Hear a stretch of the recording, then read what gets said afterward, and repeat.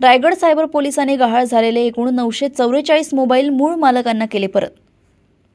रायगड जिल्ह्यातील cyber police station अंतर्गत चोरी व गहाळ झालेले रक्कम एकूण 3,47,500 रुपये किमतीचे एकूण 24 मोबाईल विविध राज्यातील उत्तर प्रदेश, बिहार, गुजरात, तामिळनाडू, ओडिसा तसेच महाराष्ट्रातून सायबर पोलीस स्टेशन येथील CEIR पोर्टलद्वारे केस करून हस्तगत केले आहेत। तसेच जानेवारी 2025 ते आजतागायत रायगड जिल्ह्यातून सर्व पोलीस स्टेशनद्वारे एकूण 944 मोबाईल हस्तगत करून मूळ मालकांना परत करण्यात आले आहेत। CEIR पोर्टलद्वारे मोबाईल हस्तगत करण्याच्या कामगिरीमध्ये रायगड जिल्हा पोलीस दल महाराष्ट्रात प्रथम क्रमांकावर आहे।